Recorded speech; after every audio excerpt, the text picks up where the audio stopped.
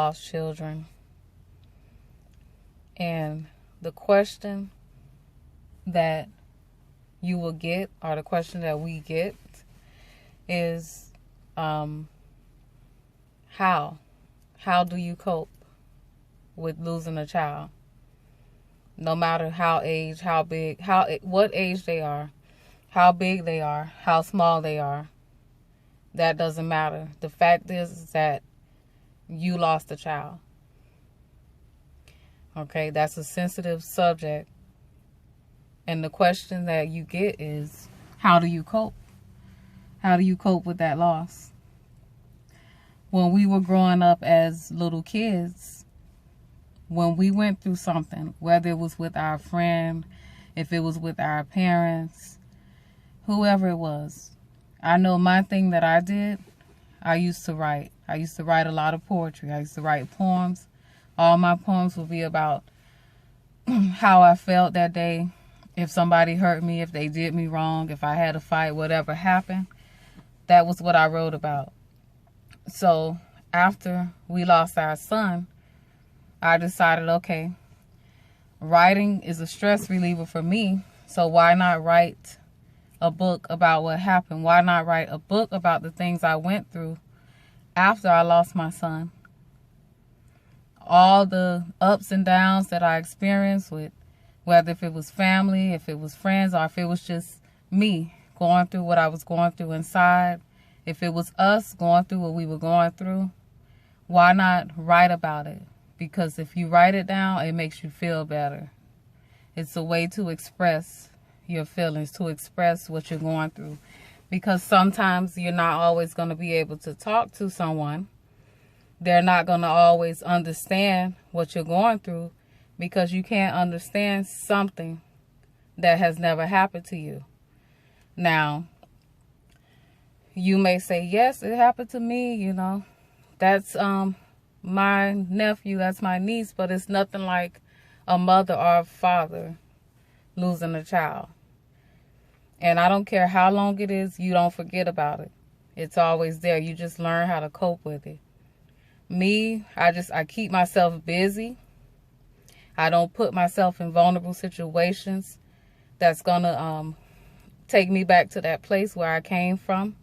But I also want to remember, I do want to keep that part of my life alive, because that part of my life, it did mean something to me. That was my first son. That was a part of my life. So that's something that I don't really want to forget about. So there are certain things that I do to keep that part of my life alive. Now, there's a saying where people say, oh, you know, God won't put more on you than you can handle. That's the truth. Because it's only certain people that he chooses to go through certain situations, because he know that they can handle it. But if Keisha went through that situation, he probably knew that she couldn't handle it. She probably would have been in a crazy house. But he won't put that on you if he know that you can't handle it.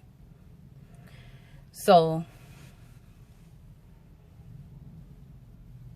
I don't know. That's just that's just how I cope with it. That's just the way that I look at things, and I just wanted to make this video to help the next mother out there, or mothers that have lost their child.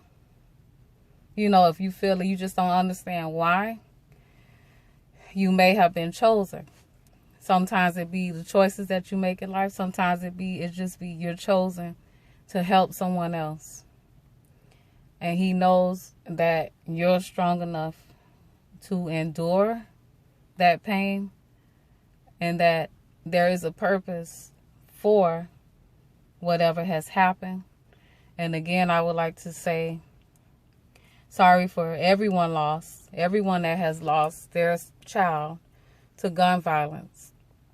They were taken out. They didn't even get to grow up. They didn't even get to live their life. They didn't even get to, some go to kindergarten, go to middle school, go to college, go to their first dance, go have their first birthday party, you know, things like that.